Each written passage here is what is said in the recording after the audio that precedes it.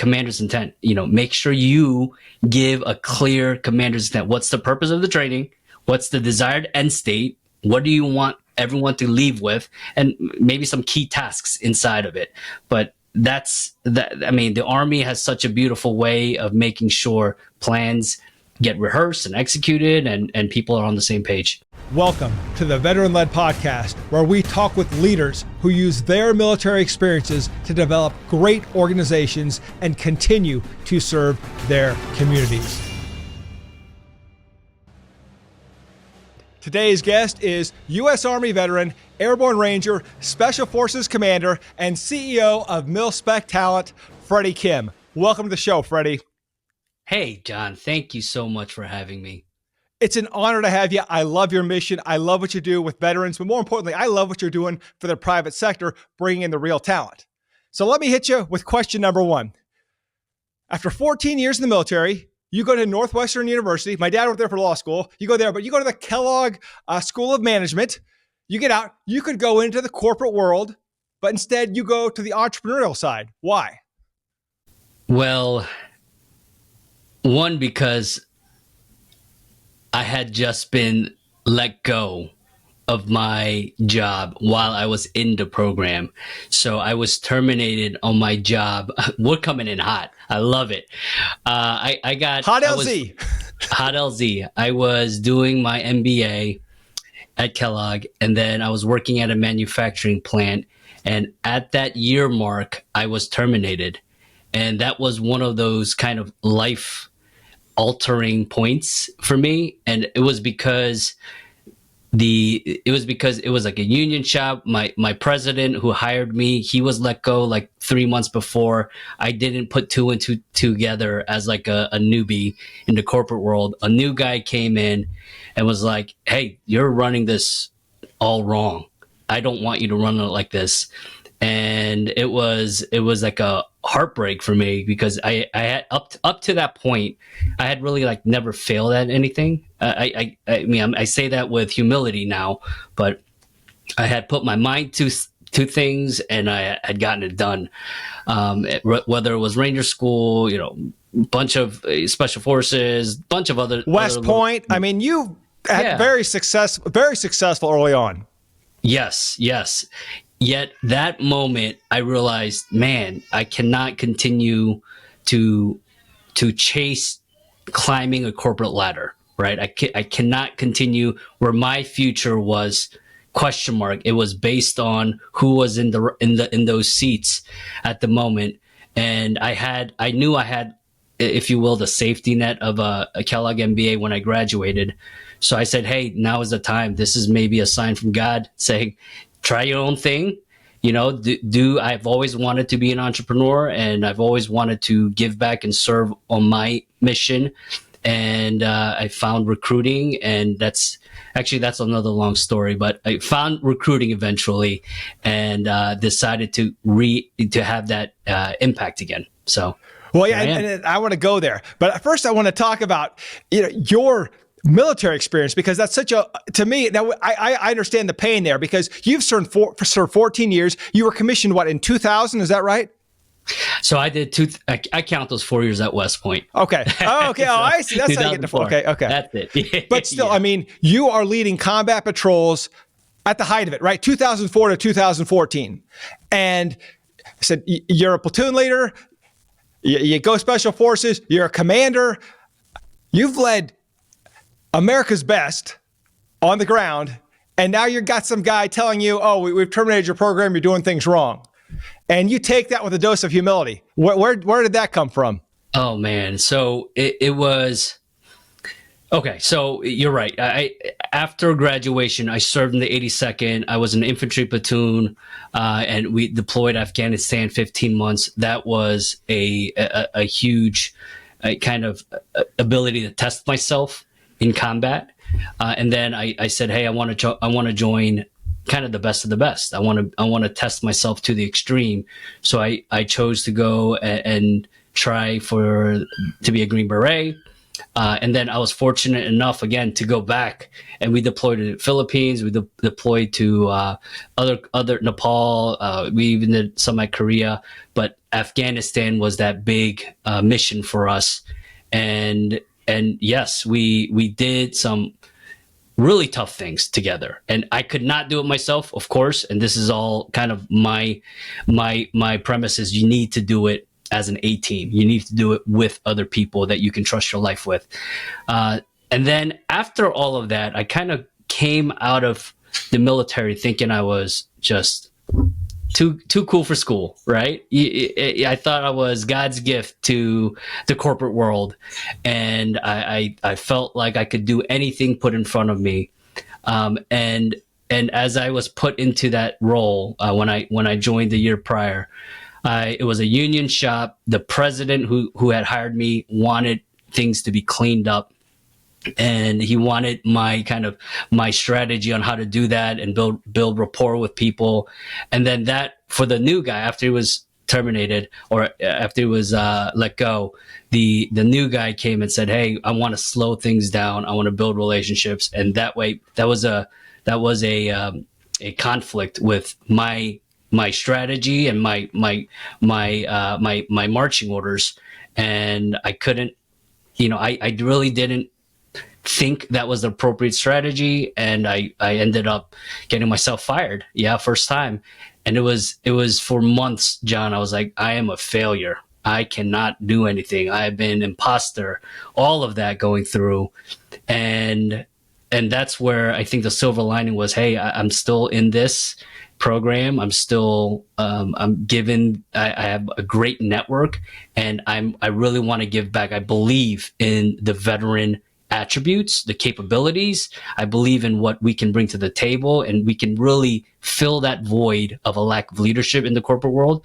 So I pursued MilSpec and built a small little business. Fair enough, but you did build some other businesses along the way. MilSpec was not your first venture, and you gained some experience doing some other things in a different industry. So tell us a little bit about that. So it's funny. I think I look back and I chuckle. I started experimenting with e-commerce. I started thinking about how do I, build like a fulfillment. Started eventually I came back to, hey, I want to live a life of purpose, right? And that's, I think all veterans have that common attribute that we want to make impact. We want to live a life of purpose. So I thought, going back, I was an All-American boxer at West Point. And that was something that really shaped me. So I said, hey, I want to teach people how to fight, right? Not to just do boxing as a physical exercise, but I wanted to teach people how to fight, to develop resiliency and courage, right? In the most, genuine kind of one-on-one, mano-a-mano type environment. And that's what I started with, right? And I started with that. I remember having classes with my MBA classmates and teaching them, and people liked the workout. People liked how they were developing.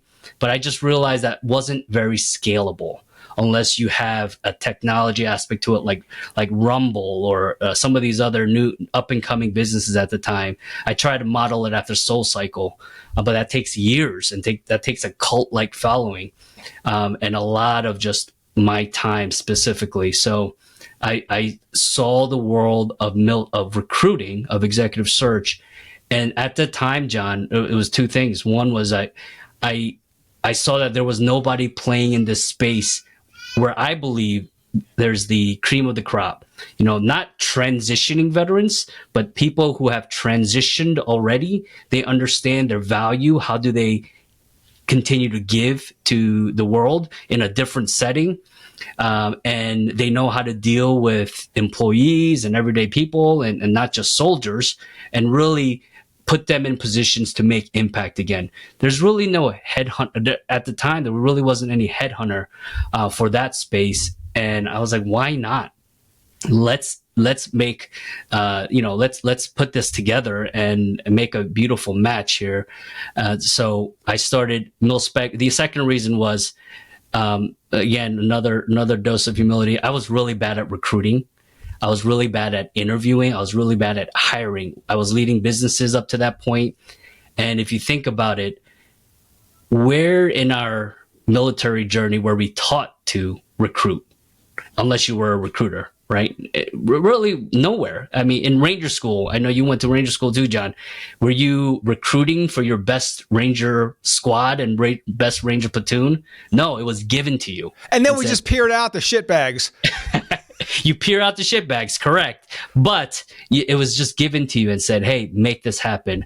So we were never really taught that to scout. And I think because of that, I really wanted to hone this because I knew it would be a lifelong skill to have. Wow. And that's, I got the worst advice I received was from a battalion sergeant major. I went from being line platoon, infantry platoon leader to being the support platoon leader, right? Because my company commander became the HHC commander. So he's like, hey, this is my job. I'm going to pull in my team. So he pulled me in. I'm like, well, I want to pull in my people.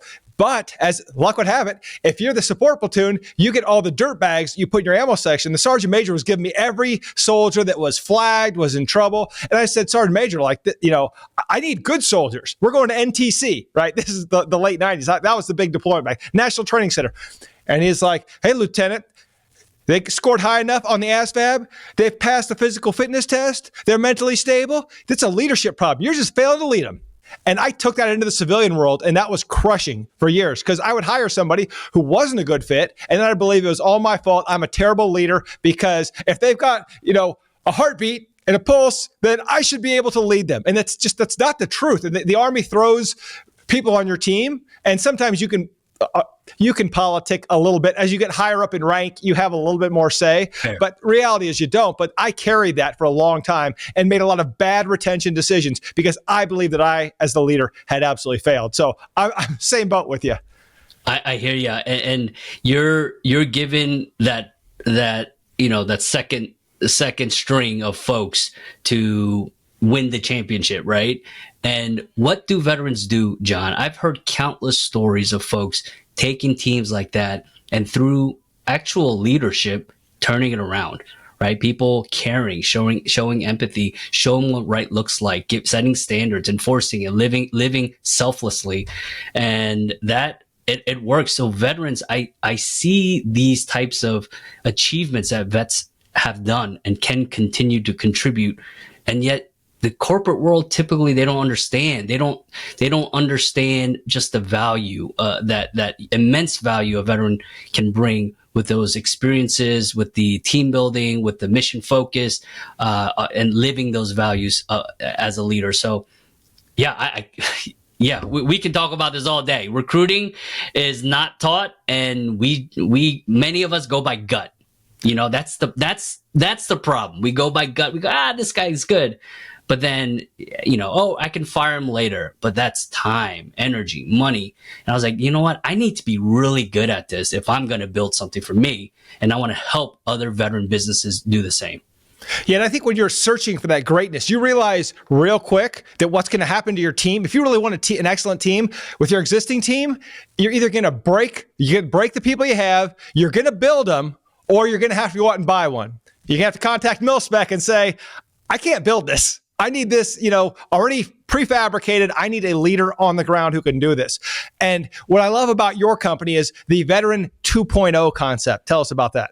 The Veteran 2.0, typically our clients range from private equity companies, funds, portfolio companies to small businesses with owner operators. And they're looking for that person to be in charge, right?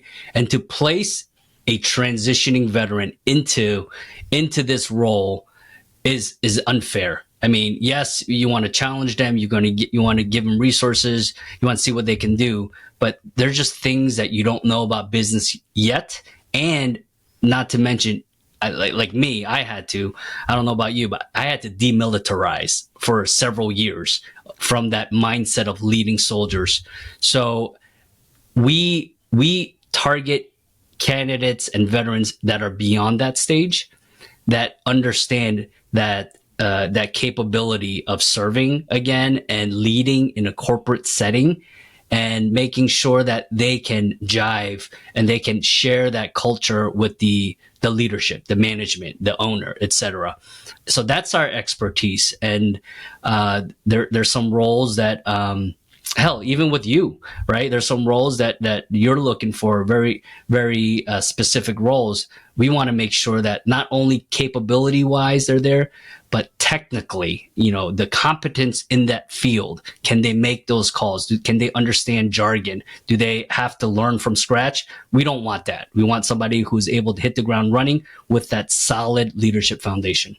Yeah, and I think it's important to understand that the leadership skills do need to evolve, and if they don't, then sometimes that person won't be a good fit on a team. And we're like 30% veterans, right? But even then, not everybody is a great fit. But I've learned like some simple communication things with, cut the mill speak. Stop with the acronyms. Everybody doesn't understand. Be a little bit more kind in your speech, and then instead of the knife hand, really simply instead of knife hand, do it like I do in a jury trial, right? Bring the open palm when you talk to somebody. See, it's like I'm giving you something as opposed huge. to I'm taking your head off, And, sometimes you got to bring out the knife hand. You got to keep it ready just in case. But it really is how your gestures, how you communicate with the team. But it is nice to have veterans on the team when you say, we're doing this and we're doing it now. And the only response is, yes, sir. Yes. Yeah. Someone said, every business, every tribe has a culture, right? And culture is there whether you are intentional about building it or not.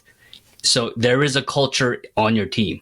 And if you build one that is one-sided or that's like that, I hate to say not inclusive of everyone who can share their strengths to achieve that mission or achieve those goals, you're just setting yourself up for more difficulties, right? People are not going to feel involved. They're not going to feel recognized. They're not going to feel like they're being appreciated. So yeah, all of that. I love the knife hand to the service hand. I like that. That's good.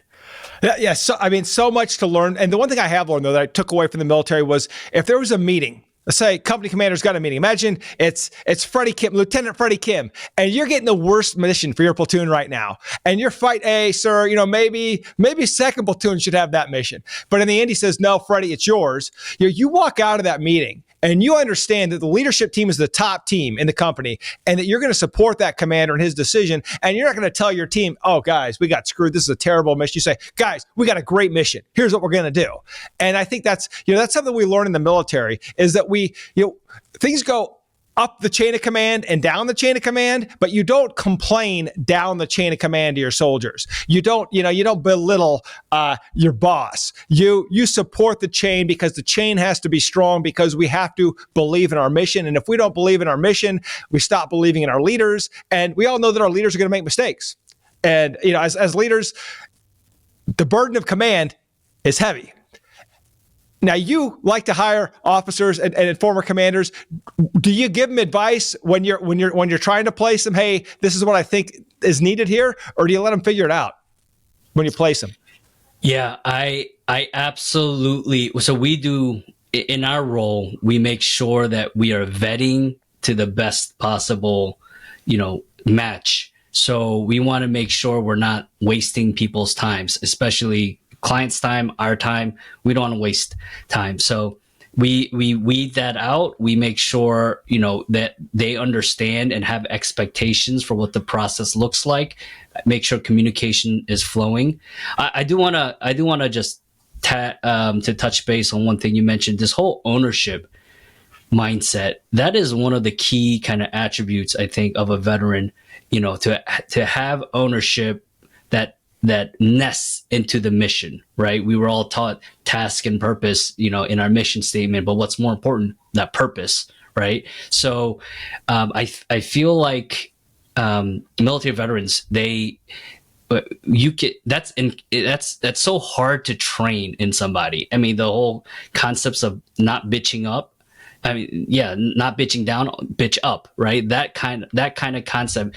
That's ingrained, and people who can own that mission and say, this is my mission. I'll tell you a quick story on that. It was when I was a a West Point plebe. It was a new cadet, right? The summer before West Point. And we were in a final phase of our beast summer where we were all like high school kids and we got turned into cadets, within 2 months of beast. I remember one of my squad leader at the time, who was kind of, I was a problem child, as a new cadet or as a plebe in general, but he was like, "Hey, Kim, come here. It's getting dark. I need you to find chem-light batteries so that we can find our way around this and we can mark our tents and whatnot." And I mean, back in 2000, there were no such thing as chem-light batteries. Now we have chem-light batteries because they're chem-lights operated by batteries. But back then, it's all, you break it and you shake, right? So I didn't know what that was. So I'm running around asking anybody, like, where can I get chem-light batteries? And eventually he was like, "Hey, ask that guy." And this guy turned out to be the top ranking person in the whole exercise. And I went up there and I was like, "Sir," shaking, like, "I need chem-light batteries." And he said something like, why are you looking for chem-light batteries? Like, I was told to. He said, "No, that's where you're wrong, Kim. You weren't told to get it. You set it out as yourself. You set out for yourself to accomplish a mission. And this should be your mission. You should own this. It's not because somebody else told you to do it. It's because you want to execute what you were given." And then with that, he turned around and kind of sent me back. But that was something that's kind of in my mind all the time about ownership and the different mindset of vets. I thought you were going to say you called it a glow stick, and then he said, "Well, we going to a rave, Kim?" And then you got smoked. But okay, you actually got a leadership lesson on this. Okay, I got you. That probably happened too. All right, so in one of your articles, you show the org chart flipped upside down. You really get into the servant leadership. The CEO is really at the bottom, making sure that the team can do their job. So walk us through that. Yes. So as the guy, right, as the decision maker, as the owner, as the business leader, you can't do everything yourself. We all know that. So hence you need a team that can support that mission. And your role, once you build that team and it has the right people, it's to allow them to execute. So everyone sees a typical org chart where, the CEO's coming down and everything else kind of reports to them, reports up. But the mindset, I think it's not very uncommon in the military to see this flipped upside down org charts where you, as the commander, you're supporting everyone else to accomplish the mission. Because even if you're at a factory, if that Billy at the front line, he doesn't show up for work, somebody needs to make sure that coal's being shoveled or that steel's being formed or whatever the case is. So to support your frontline managers with what they need, that's just the whole concept that I think you're very familiar with as well.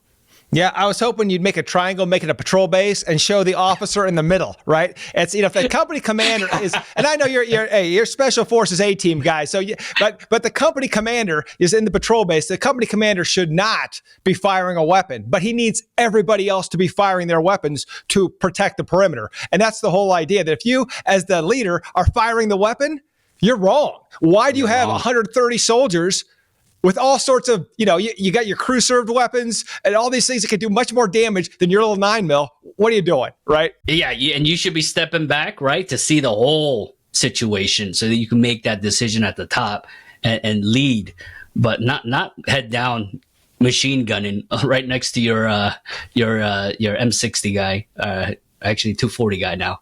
That's right. Well, that's a great example. And in that same blog, you talk about having an honorable business. And in that honorable business is in building great leaders. Where I have failed is because when it comes to live ammo, this is where I fail, right? So, for instance, if it's a case and I've got a lawyer, I'm not going to let that lawyer screw up. I'm going to have them by their LBV and say, "Oh, no, you don't."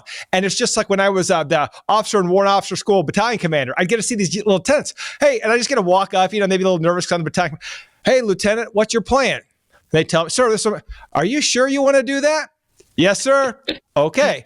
But if we're in country, I'm saying, no way. We're not doing that. That's not safe. That's stupid. Let's start using some doctrinal terms here and figure out what we're doing, get on the same page. Yeah. But in the training environment, I want the leaders. I want to develop those leaders. So I have to let them lead. But what's your advice to the business owners who know that we're playing with real money here? Or if we're attorneys, right? Real people's cases that we can't afford to let someone train on. So how do you develop those leaders when you are training in a live fire environment? So I would not be a coder and code something and just kind of let it go live on your platform, right? Immediately. Cause that's suicide. Having somebody untrained and unequipped to handle what they're supposed to be doing, and into the live environment, that's stupid. I mean, that's not common sense. So it's actually, I learned this when I was in the special forces. I was doing some mission planning, and I was taking too long to plan this dang mission, right? Whatever it was, it was taking too long. It was in a training environment, and I was trying to get all like, oh, this guy is supposed to stand here and he's supposed to pull security here, and everything needs to be 360 security and support by fire, etc. My sergeant major at the time, he was like, hey sir, come here real quick. It's about kickoff time. Have you done any rehearsals? I'm like, no, I've been planning this and training this, and I've been trying to create this clear, transparent, quote unquote simple plan. And he's like, hey, the plan, go rehearse. And I think that's my answer to this. We're gonna have new people, right? We're gonna have constant, folks joining the team. They're not gonna know what they're doing, but I think that rehearsal element is so critical.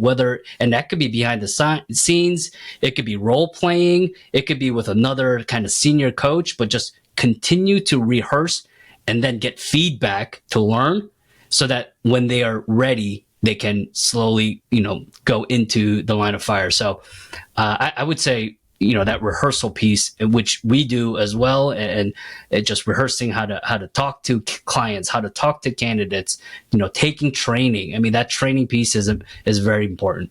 Well, first of all, major minus for violating the 1/3, 2/3 rule. But yes, Fair. You cannot refine the plan without rehearsing. I've learned that you waste so much time thinking it through in your head, and it all makes sense to you. But unless you're walking through it with the team and rehearsing, you're not getting the feedback, which is going to help you refine the plan. But also, it's all just in your head. And even if you put it on paper, right, you write it out, it doesn't matter. People aren't going to, unless you're physically walking through it and talking through the plan. It's just so hard to get everyone on the same page. So that is great advice. So let's talk about that in the corporate environment or in the entrepreneurial environment, where we have even fewer resources. Where do we carve out the time and the resources to train in a way that we can actually rehearse before we do it? So I've seen businesses. It's like, you've heard, if you're working in your business, you're not working on your business. I've seen business just make the time, and I've seen great leaders make the time to rehearse. And it's like, I just heard from a crew chief, a NASCAR pit stop crew chief, right? And he was like, hey, for a pit stop is just a temporary rest. It's a brief moment to recollect on a long journey. So you have to build those in before you get burnt out. So my suggestion, like, build time for meditation, build time for journaling, build time for getting your 8 hours of sleep. Like, you have to do that so that you can function as a leader. It's to build time. It's to force it. Put it on your calendar. Put it on the training schedule was awesome. And like I said, I understand special forces units. You guys got your own thing, but going through the line units of having a training schedule and understanding, like, okay, if it's not on the schedule, it's probably not going to happen. And that is one great lesson I've learned. Put it on the calendar. Put it on the company's calendar. If you're going to train or rehearse, put it there. And I could tell you some stories about launching technology where we did it wrong. The project management was flawed, and we didn't do a rehearsal, and it ended up. It was pain. Let's just put it this way. one of the most painful experiences of my life. And had we just rehearsed, had we just walked through it with the key leaders. Exactly. And if you're going to delegate that training or rehearsal, I mean, I'm sure you've heard this in your previous podcast or whatnot, but commander's intent, make sure you give a clear commander's intent. What's the purpose of the training? What's the desired end state? What do you want everyone to leave with? And maybe some key tasks inside of it.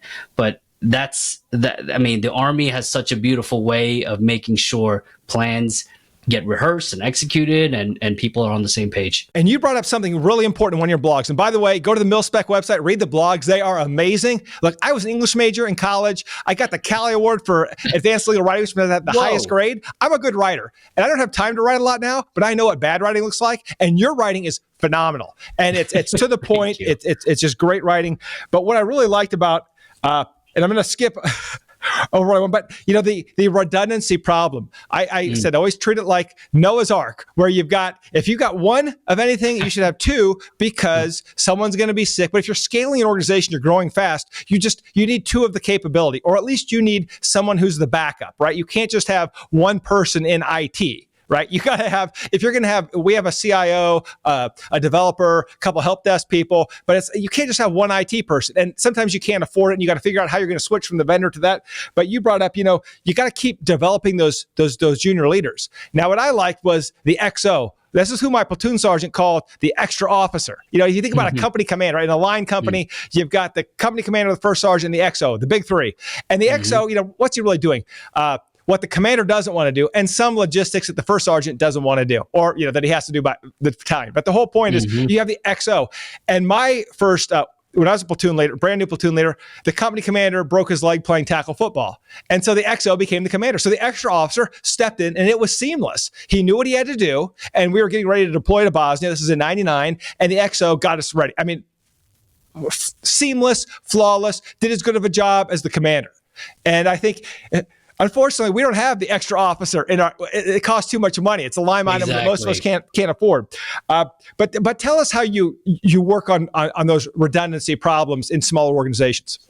Yeah, it's. I mean, you nailed it. Like in the military, as a leader, we never had to worry about sales, revenue. We never had to worry about extra costs. We budgeted and planned to spend every single cent the Uncle Sam gave us. So yes, you're right. It's a different problem set. But I would say that, again, Noah's Ark, you mentioned redundancy problem. Well, you also need a male and female Noah's Ark, right? But nonetheless, yeah, I think that somebody who, if you're capable of bringing somebody in and that you're able to, hire on as a number two, which you should be as a business owner, you need to have that gatekeeper that you had, John, who's able to say, hey, don't bother the commander with that. Don't bother the boss with that because he needs to focus on X, Y, and Z. So if you know EOS, it's called the integrator, right? EOS, the entrepreneurial operating system. So every organization should have that. And I feel like, for all of us, we are all building towards that. A lot of us are building towards that. We may not have that perfect template or perfect organization because we're continually trying to improve upon that and build. So yeah, redundancy is, if you can do it, what I referenced in that article was, as a special forces team, we had an 18 Bravo senior and a junior. We had a Charlie senior and junior, Bravo being the weapons sergeant, Charlie being the demo guy, Delta being the med sergeant. You had a senior and a junior. And not only did you have two, you had one training the other. So if you can build your organization with the resources you're allotted and that you have to have those and do cross training so that people can understand what the roles are, so that if that number one guy gets shot, that second guy can pick up. That would be the ideal state. Unfortunately, not many of us can live in that ideal state because of constraints in running a business. Yeah, and now we're vulnerable, right? And we know we're vulnerable. Yeah. And if it happens, then we've got to react. We've got to somehow improvise and fill the gap until we can fill, or you just, get on Freddie's cell phone and say, "Who you got? Anybody?" Yeah. But and if you need to hire, it's always too late. Right. It's always, I try to hire 2 or 3 quarters ahead. A great book I read when we thought we had outgrown EOS is called 3 Hag by Michelle Susskind. And it basically, we built out like our swim lanes for 3 years. So we have 12 quarters worth of hires that we plan to hire. And if I'm 2 quarters early, 3 quarters early, I'm probably going to hire the person because I don't want to get to that quarter and be like, I need this skill set. And, oh, gee, I guess I'll take who's ever available. No, by then it's too late. And I think my greatest wins have been my hires, and some of my greatest losses have also been my hires. So you look at it both ways. But just on that real quick, John, I again emphasize the importance of recruiting, right, and hiring. Again, that's something a lot of veterans haven't been taught. But as a owner, have you heard you should always be recruiting? It's one of the most important things. Yep. Always. You should always be networking, always be thinking 2 steps, 3 steps potentially down the line to say, hey, could this person play a part, or how could I help this person, etc. Always be looking at that, because that is, I think, your top, aside from keeping the business running, that's like your next goal, building that team to be competent to do that, to achieve that mission. Yeah, protect the brand, don't run out of cash, and always recruit. And I like what you said about show where you can be of value to someone else. That is how you recruit. Because, I used to think it was like, well, I just go to all the functions that all the people that I might want to at. And here's the deal. Like when you grow up, and you remember this probably when I was in law school, you're in business school, if there's free food and free booze, like you're going to town, right? But now what happens is as a professional, you go to all these events and there's always free booze and free food. So it's hard to stay in shape, but then it's everybody who's going there. I don't want people who are going there for free booze and free food, right? Like, I want to make sure that I can be of value to someone, and then down the road, you got to play the long game. And if you can be of value to them, and I think you got to get in their head early, because at some point they will have a moment, I don't want to say a moment of weakness, but a moment where they are not happy with their life. And if you can check in with them regularly, you're going to find an opportunity. And when that opportunity shows itself, you've got a very small window. But if you've been talking to them, everything about them, you still got to go through the hiring funnel and all that, but man, you can reach out and grab. And I agree. And if I were a better leader, I wouldn't need to call Freddie Kim. But the truth is, we're scaling fast, we're growing fast, and I haven't been able to recruit the way I'd want to. And quite frankly, I can recruit lawyers, I can recruit paralegals, but I don't know how to find all these IT people, marketing people, sales people. I don't even know who's good, right? So I have to rely on experts like your team. And I love in your article about SEER School, because I want to take you to the other side of the table, that answering those questions, listen, think, pause, and respond. And I'd heard that before, but give us your example. I really like the way you talk about it. Make sure it's the right song. So talk us through someone who's interviewing for a position that they really want and they want to nail it. So in SEER School is Survival, Evasion, Resistance, Escape for the audience. It's a survival school for a lot of, there's different levels as well for special forces guys, pilots. It's in case you get captured or you get behind enemy lines and you get captured, then it's how to survive that and how to have that mindset of escaping, resisting. And they teach you some techniques on how to go deal interrogation and potentially torture, right? And in that moment of weakness, of hunger, lack of sleep, of continual pain, you can be apt to just reveal everything or just, say everything. But what SEER teaches you is to just pause a little bit. So listen to the question, just pause a little bit, collect your thoughts, think about what the strategy is for you to survive, which is, it's going back to the circle, which we can talk about later, but it's going back to that point that you want to continue to emphasize, right? And too many people, I think candidates, they hear the question, but they're not listening, and then they start talking and talking and rambling and rambling.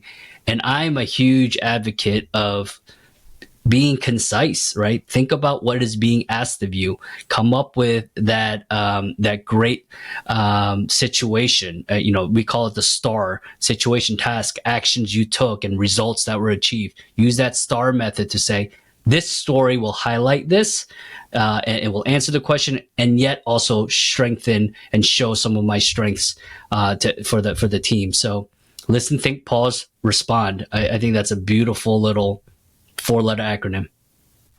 Yeah, great advice. And I like that you also put in there that, look, set expectations that not all veterans are the same. What do you mean by that? Many vets, we've all served, we all took an oath, many of us went into harm's way, but there are lots of, there's just varying types of people, and the way, one person sees it and takes things away from an experience could probably not match the other. So just because they're a vet, yes, thank them for their service, thank them for that period of time when they wanted to contribute to something bigger. But we cannot assume like everyone, how many, star athletes who are driven and who are successful, who no longer play sports, how many of them could be driven and successful in a job? It's going to depend on that person. So I think, yes, interviewing people because they can provide value is key. If they're a veteran, yes, understand that they could have that mindset, but it's not like an immediate, gimme, right? It's not an immediate, oh, this guy can solve everything because you were a SEAL, you were some type of ranger, and I think you can solve everything. You can build leadership. That's not true, because every one of us, we take different experiences away and different, takeaways from our past. So that's all I meant. I mean, a lot of people feel that a veteran is a veteran. And that is very untrue, as some people have been super successful. I mean, a number of folks, have you heard of Johnny Kim? Yes. Yep. That SEAL astronaut. Johnny Kim. Yeah, he was a Silver Star awardee SEAL. He was a Harvard medical student, Harvard medical grad, and then he's now an astronaut. And he's very open about this, but he had a troubled past, right? Childhood. He had an abusive father. So, can people take away the same things and keep him driven like him, or not, right? So not all of us are built that way. So, yeah. I was hoping it was going to go the direction of that you were the guest speaker and everybody thought they're getting Johnny Kim. They got Freddie Kim, and wait a minute, you suck. Yeah, he's a brother from another mother. Try to yeah, but what everyone wants to aspire to. Yeah, and but you hear the name and everybody knows who Johnny Kim is and what he's done. But but if you don't know, you don't know the story, you don't know the backstory. But that being said, we've also heard that people are good peacetime presidents or good wartime presidents, or that person's a really good combat commander, or no, but they're a good garrison commander. And have you experienced that with military talent, where someone might be a really good garrison commander, but you put them in a combat environment, they're not a good combat leader, and vice versa? This is a combat leader that fires up the troops, but you put him back in garrison, and this guy, the motor pool is jacked up, the arms room's unsecured. You know what I'm talking about? Yes, I've seen folks who on paper that were phenomenal, that look great, that can answer all the questions, but then when they get to the job, they cannot handle it, right? And it's for a variety of reasons. But yeah, it's common. It's I've seen garrison versus combat leaders, and I think the big takeaway in recruiting and hiring is that you never know. You never know till you know. I mean, that's common saying, but you don't know how someone works until you actually work with them. So I recommend when I do these working with clients and whatnot, or people just asking for advice. Hey, can you think of a trial run, a test run of some sort, where you can ask that candidate to just provide some type of result, right? Whether it's a project or just a briefing or whatever. But it's not necessarily about that briefing. It's about the interactions between that, right? How do they respond to you? How much direction do they need? How much guidance are they seeking? They're all jacked up. That kind of interaction.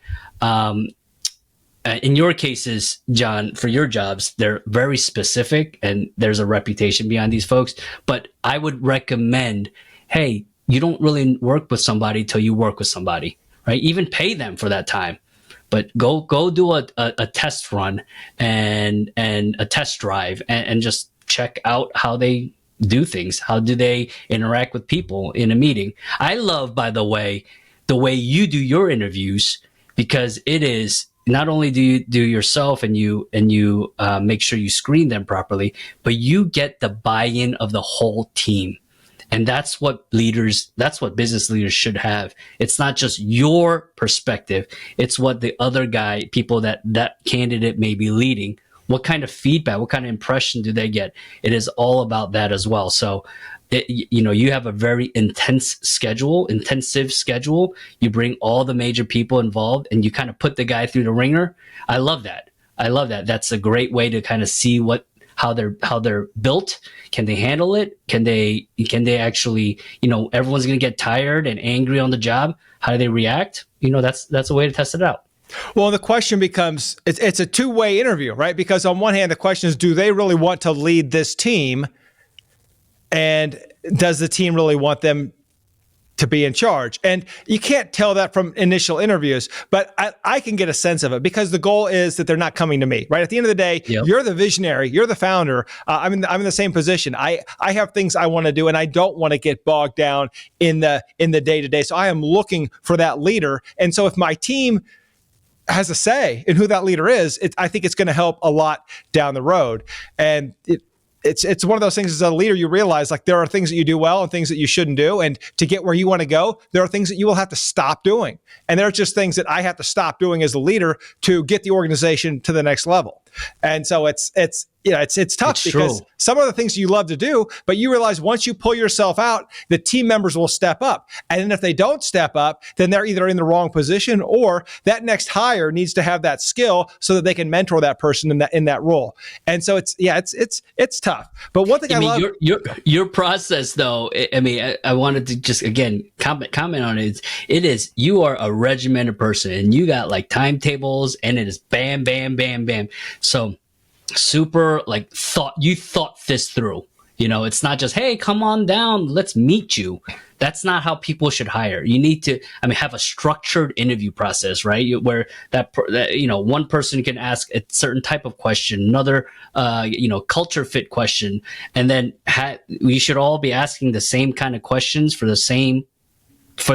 every candidate, so you can kind of measure, like, how did this guy respond to this guy versus this guy? And that's like the A-level answer, but it's everyone should have a structured process and to eliminate bias as much as possible. Yeah, absolutely. And you got to eliminate the bias. You want, because otherwise it's tough to have the data points and to score it and really figure out, who's the best candidate. One of the things that you've done really well, and this is kind of gives me a lot of courage, is that you high impact, low ego, and that's your saying, and that is something, that is how you live. I can remember when I met you at that table, we were having dinner, and I had my jacket, I had my Ranger tag. Some people know, I'm Army, but I didn't want to know where the Airborne went, So, and I'm like, oh, yes. So then, and then like, oh, that's great. Oh, you're a lawyer too. That's great. You didn't say, oh, that's funny, bitch. Let me tell you something. Special Forces, Northwestern, Kellogg School of Management. Now I got this company. You were very humble, but also just, no ego in that conversation whatsoever. Right? You were just very honest up front and having a conversation. You have always, come across as the person who doesn't have to have the right answer, but you're going to get to the right answer. You're going to make sure your team gets to the right answer. A lot of hardworking people on your team, and I've worked with them, so I know. But how do you foster that in an entrepreneurial company where you guys have a ton of stuff going on? How do you keep things running when you got a small elite team and Freddie's out there conquering the world for the team? You're not even involved in the day-to-day, are you? No, the answer is no, I am not. I cannot be. And I have built a team to help me execute, right? And some really amazing people on the team. So one of which has just hit 3 years with me, which is amazing. So, yeah, the high impact, low ego, just real quick disclaimer on that. That isn't my saying. That's something I just stole from Kellogg, because Kellogg School of Management, they were like, they had the high impact, low ego, and the people there, it was truly a different, it was a sight to see, because all of these great, accomplished business leaders, they come in there with just a mindset of learning and being open and being, shown their blind spots and being transparent. So that recruiting team fosters such a great environment, and military leaders, I think we also exemplify that. So I said, hey, let's just borrow it, cadet borrow it from them and then apply it, because that is just the principle of it. Now, I must say, however, if you're a veteran looking for a job and interviewing, yes, you want to be, you naturally, we all are more humble. We all don't really talk about ourselves, but you need to. That's the trick here in the business world. You need to show what you personally have accomplished or able to lead to accomplish. And you need to be specific in those situations. You cannot just say, oh, yeah, we did it as a team because, we had some great guys in the team. Yeah, but what was your role? So I learned that, in business school. One of my professors, he was like he was a very accomplished business person, right? Private equity. He ran a multi-billion-dollar company in the past, and he was so true and authentic and transparent. Yet he told you up front, yeah, I ran a $15 billion company, and I was responsible for X amount of heads, and I did this for the. He told you, but he said it in a matter of fact way, and not as a braggadocious way, but it was just, hey, this is kind of my background. This is how it's relevant to this conversation. So I'm trying to learn that more. But you pointing that out to me, John, I'm very grateful for you saying that. Well, like I said, it's just something I observed, and it's a quality that sometimes I wish I had. But on the other side of the coin, I figured that out as well. That's why if you listen to some of my initial podcast episodes, the solo one, it's like, it helped me go from Inc. 5000 7 years in a row and all these great things. Because why should I listen to this guy, right? Who cares? True. Yeah, why should I listen to John Barry? Well, because these are some of our accomplishments, and we did it with a veteran team. That's why I believe in the mission. That's why I believe in veterans running businesses. But if I don't tell you, that I have no proof of concept. Now I'm just making stuff up. So exactly. I do think you need to get it out there. And if you can do it humbly, great. But no one else is going to toot your horn. No one else is going to say how great you are. Now, sometimes you do have people that do that. But for the most part, if you're being interviewed, like I want to know. And I've had candidates just be way too humble. And then I'm like, well, oh, yeah, I didn't want to say that. And then there's like a great story or a great lesson there. I've had podcasts go like that. Well, my stories aren't, and the stories are amazing, right? And I hear it on another podcast, like, why didn't you tell that story? Well, I didn't want to brag. And, I'm like, are you kidding me? Like, but I do think that, we're humble. We know that we don't say I, we say we. It's not about us. It's about the team succeeding. And so it becomes difficult sometimes to talk about our accomplishments. But if you don't talk about them, who's going to know about them? If you don't put them on your resume, if you don't get them out there. And more importantly, it's not so much that I've learned. It's not just even you telling me. I need the team to see that they've got a real hero here, right? Someone who has gone above and beyond. So I can share that example, because too often, the team, especially, look, when you're in a fast growing company, people get beat down, right? There's a lot of failure stories that we love. As entrepreneurs, we love to share the stories, but the success stories are what keep us going. And sometimes when someone can say, hey, I've been here before, and this is how we fixed it. I mean, it brings just an air of confidence to the room. So as much as we like to be humble, sometimes in the team setting where we can tell a story, it can be inspirational to someone who says, wow, I want to do that. I could do that. That is so relevant because you get told, well, I got told, I did 10 years active in the Army, and then just going into the corporate world, they're like, hey, keep your mind open and, be receptive and learn. Yes, to a point. If you are a leader, if you are a decision maker, people don't follow you just because you're a good guy. They follow you because they can trust you. You have competence, right? So a lot of these transitioning guys who are like, yeah, I could do a general manager role. Yeah, I could run president. I hear you. I got you. But you may want to kind of give yourself a little bit of a room for error, right? And allow yourself to learn a little bit and kind of roll into the role, because it is a lot of pressure. You have to make the decisions. People are looking at you, their lives, their livelihoods, their families are on the line. And if you're screwing up, I mean, that's just that's a disaster, in our world now. So it's you need to be competent first, right? Right. And I think, as a veteran, go in with an open mind, but not so open your brains fall out. And actually, there's a guy in our cohort named Andy, and he's got an AI med tech company. And he was talking about a guy from your alma mater, Kellogg School of Management, comes to him and says, I want to be your chief strategy officer. And I want to, get in there and run the strategy for your company. It's like, well, what have you done? Well, I went to University of Chicago undergrad, and I got my MBA. Yeah, you haven't done anything. If you don't understand tactics, how are you going to create the strategy for my organization? And so I think with veterans, we understand that. We understand that there's the tactical, the operation, strategic level. And if you don't understand tactics, you really can't understand strategy. And, even go back to Vietnam, the tactics drove the strategy because the strategy wasn't working. And so I think there's something to be said for that. Experience really matters. So don't be quiet about it. I mean, I don't think you need to tell the employer that my last job I closed with and destroyed the enemy. That might not help. But some of the teamwork skills and some of the major challenges you accomplished, absolutely necessary. This brings us to the after action review. Freddie, give me 1 to 3 examples of the best leadership you've seen or experienced, and then 1 to 3 of the worst. And you don't have to name names, but just experiences, examples that veterans and listeners can learn from. Yeah, the after action review. I love how you conclude this segment for all your sessions. Great leaders. There are so many, but I have a few that I do want to mention. One was in the CEO circle with me, not in my group, but Marley Anders. I don't know if you're listening. You better be.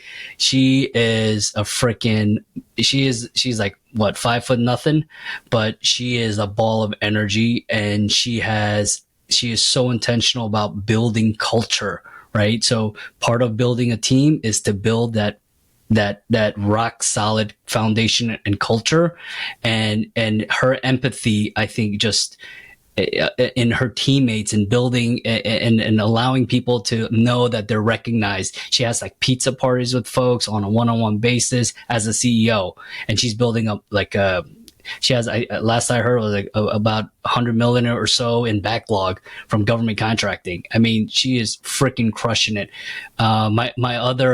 He was a West Point classmate of mine, Jed Richard.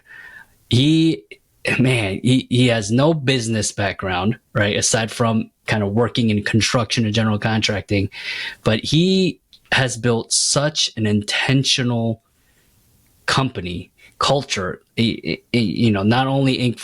500, just fastest growing, but he is winning major awards, and he is so intentional about giving back and setting standards and being meticulous with recruiting and training and allowing his team to grow and to live individual growth and experiences. So, I mean, he comes to mind as a super driver and very admirable. Couple of other guys there. Were you there with Jamie Dimon was speaking to us? I was not. You weren't there. Okay. No, I wasn't there yet. We were, I guess, crossing. We crossed paths there. But at the CEO circle, we had Jamie Dimon talk to us.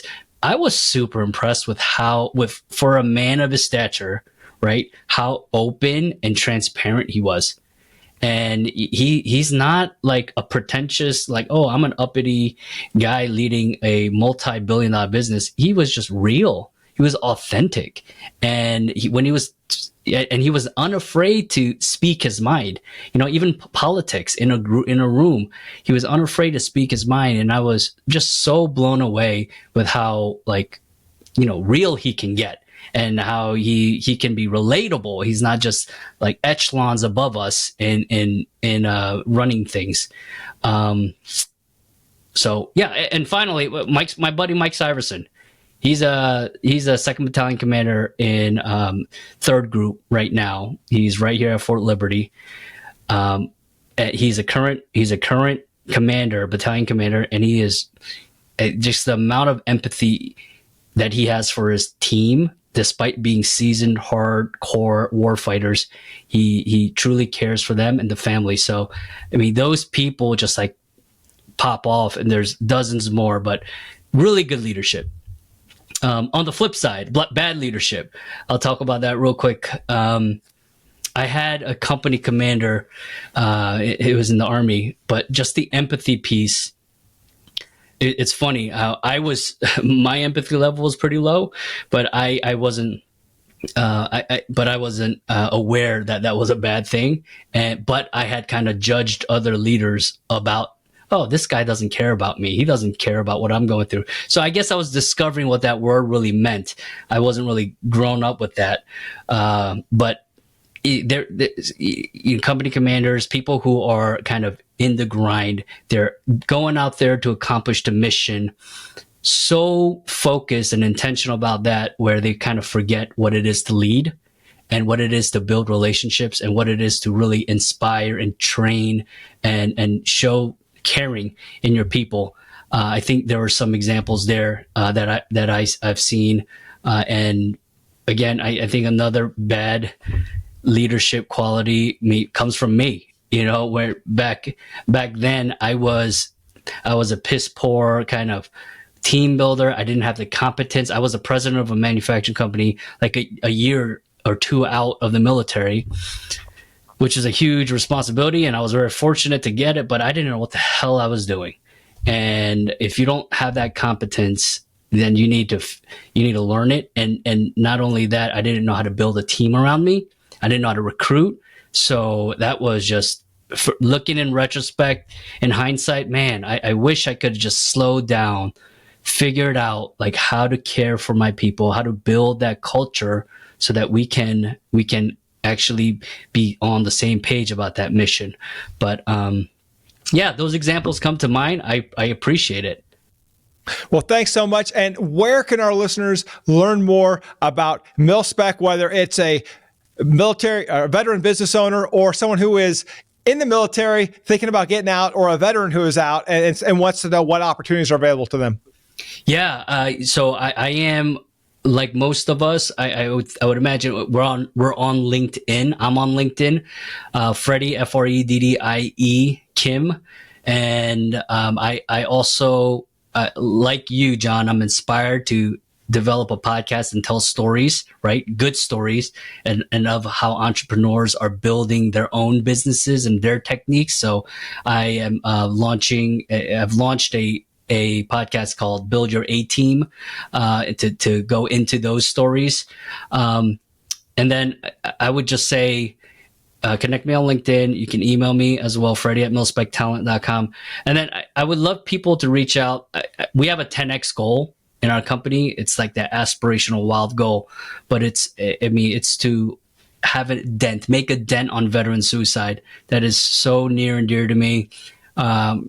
Lost too many friends to suicide, people I've served with, people that I was close with. And and that's partially why I'm doing what I'm doing. I mean, that's a lot of why I'm doing what I'm doing, because I believe we are all very just type A, and we feel like our careers define us and we have purpose. But once you transition, you lose that. And I want to connect them to what I think veterans do best, which is to lead and serve and make impact. So that's why this the human capital role took place. So yeah, please reach out to me on that. How do we do better with that? I mean, that's always something I'm thinking about. Well, and you're solving the problem, because I've noticed, having helped thousands of veterans with PTSD, I can tell you there's two issues that keep recurring. Number one is there's no longer a team, and number two, there's no longer a mission. You get a team of warriors back by your side, it's real easy to stay back up when you're all working toward a mission. If you think about when a lot of those suicides happened, it wasn't in the thick of things. It was when things slowed down and the team wasn't there and the mission wasn't there, or there was a lull. And so, thinking back to, it's just my own experience. Everybody's had their own, but in my mind, when I can put the pieces together of the veteran suicides that I'm familiar with, the veterans under my command, and I look back and I think, how did this happen? Lack of mission, lack of a team that supports them. And not just, I mean a team that is doing the mission, where you get engaged and be back in the fight again with your team members. Because the problem is, we've had the highest of highs. We've been there with great teams, done amazing things. And you take that away from somebody, and there's a gaping void that is there until you fill it again with another team. That is absolutely, I think the essence. It's that team, it's your purpose, and that mission of what we all thought to lead, right? And to really contribute to something. We've lost too many. I mean, my West Point class, we've lost the last 6 casualties of a class of 950ish or so, to suicide, right? And I had a teammate in the Special Forces, great, phenomenal guy that, unbeknownst to us, why he died by suicide. So, I mean, it's such a near and dear thing. We should continue to talk about it. If you are in that boat, don't fucking hesitate. Just talk to somebody. I am a huge proponent for therapy. It was a stigma back when you and I served, but it is necessary now. I mean, go see and talk to somebody and realize that you're not alone. You don't have to be a hermit. You're not being exposed or vulnerable because you're sharing this. You deserve a chance. Your family deserves a chance to be with you, and your friends, the impact you've made, you can do again.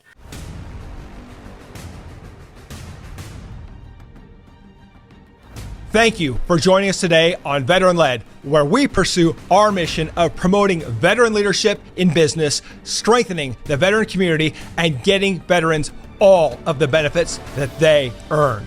If you know a leader who should be on the Veteran Led podcast, report to our online community by searching @VeteranLed on your favorite social channels and posting in the comments. We want to hear how your military challenges prepared you to lead your industry or community, and we will let the world know. And of course, hit subscribe and join me next time on Veteran Led.